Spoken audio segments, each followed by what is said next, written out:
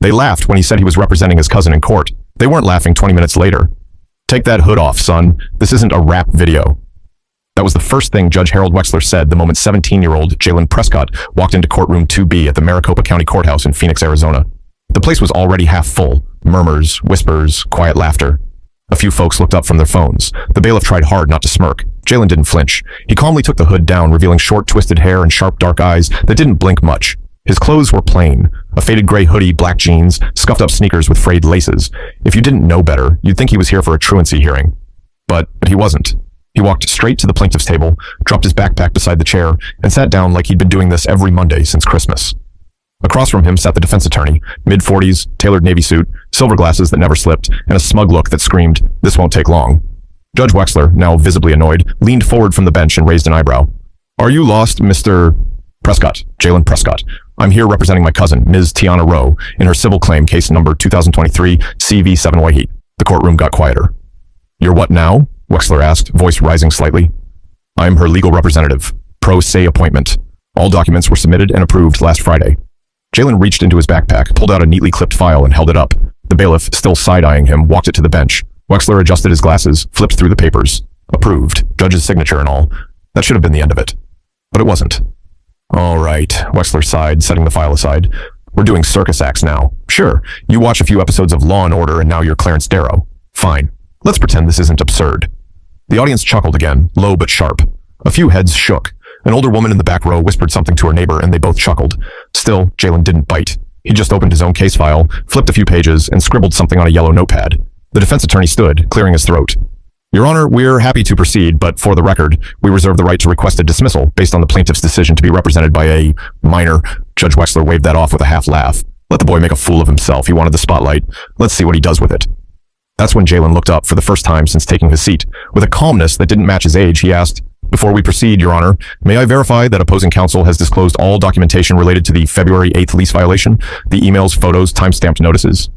The room stilled again. Wexler blinked. The defense attorney hesitated.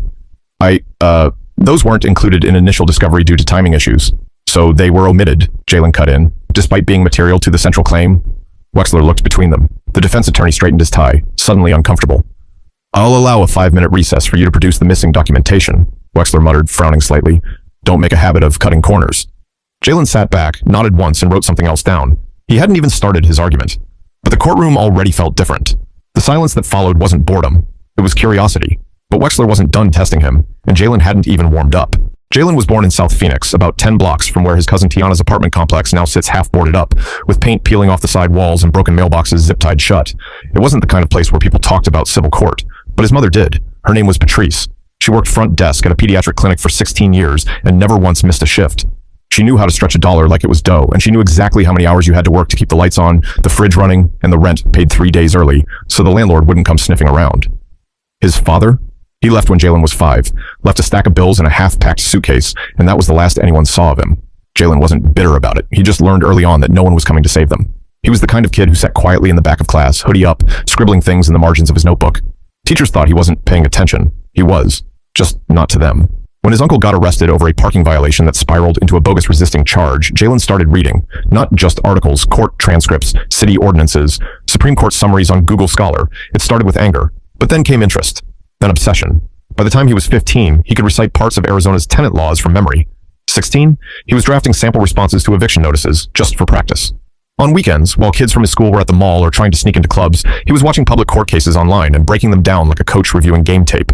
No one took it seriously, except his mother. She didn't say much, but one night, while folding laundry, she looked at him and said, "You'd make a damn good lawyer." Then she went back to matching socks. That stuck. It got real the day Tiana came home in tears, waving a notice from her landlord, accused of breaking a lease over a noise complaint that wasn't even hers. A neighbor had filed it while Tiana was working a double shift at the hospital. Jalen knew it smelled wrong, and when she couldn't afford an attorney, he stepped up. Not with arrogance, but with determination. He did the research, pulled city records, compiled timestamps, security logs, and got 2 affidavits from neighbors who'd overheard the property manager say he was trying to clear out the Section 8 people by the summer. Jalen was 17. No license, no car, no social media.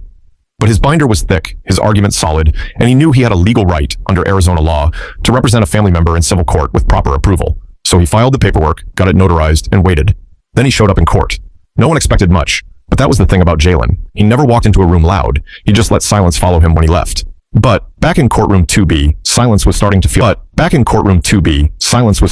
heavy, and Judge Wexler wasn't ready to let go of control. Tiana Rowe was 24, worked nights at St. Joseph's Hospital, and took care of her little brother, Kalen, who had asthma so bad it sometimes kept him out of school for days.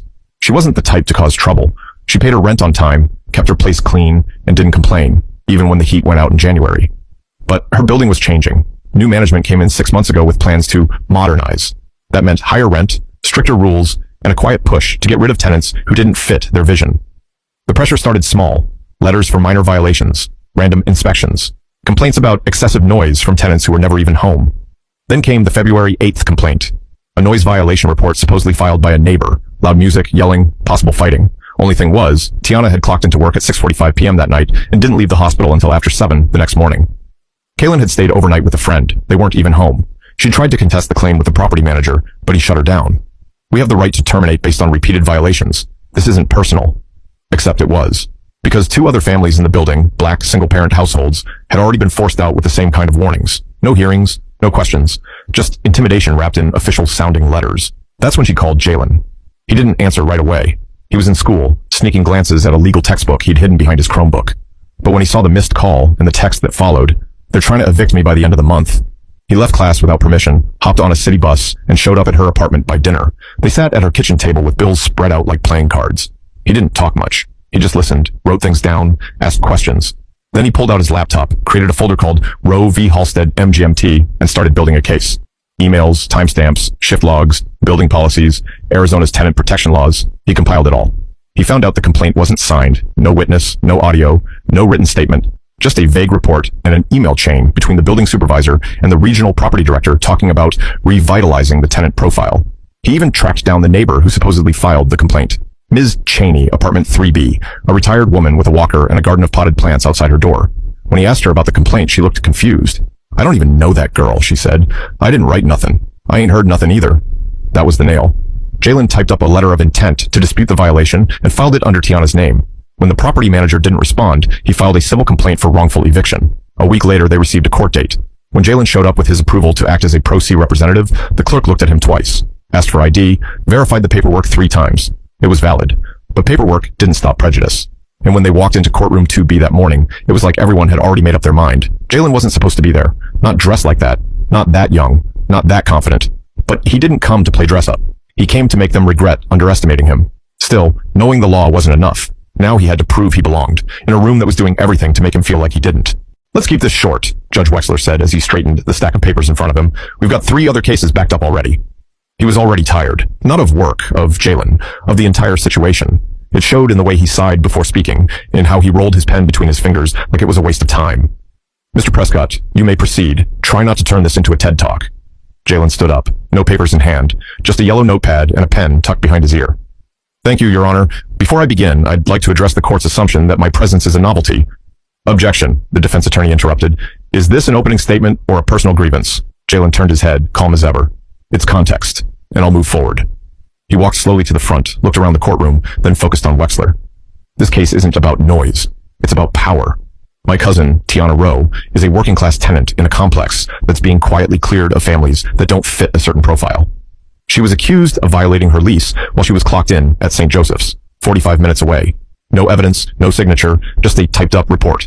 We're not asking for sympathy. We're asking for facts." The room was still again. You could hear the creak of the bench as someone shifted their weight. Wexler scratched his chin, not amused, not impressed, just annoyed. "And you've got proof of all this?" he asked flatly. "I do," Jalen said, reaching into his backpack and handing a tabbed binder to the bailiff. Inside were timestamps from Tiana's time card, a statement from Ms. Cheney denying the complaint, and building-wide notices showing a pattern of selective enforcement. In one section, he printed out an internal email chain, acquired legally through a resident complaint, that showed management discussing a long-term tenant replacement strategy. Wexler flipped through the binder. "Well organized. But you realize that evidence alone doesn't win a case?" Jalen didn't blink. "Yes, Your Honor, but facts have a tendency to speak louder than sarcasm." The room shifted. Someone in the gallery choked back a laugh. Wexler leaned back in his chair and stared at Jalen like he was sizing him up for the first time. "You think you're clever." "No, I think my cousin deserves housing security like anyone else." The defense attorney rose again, clearly annoyed. "Objection, Your Honor. He's grandstanding." "Overruled," Wexler muttered. He still didn't like the kid, but he was starting to listen. Jalen continued, this time addressing the judge directly. In accordance with ARS Leffler 33-1367, tenants have the right to dispute retaliatory or baseless eviction threats. Ms. Rowe was not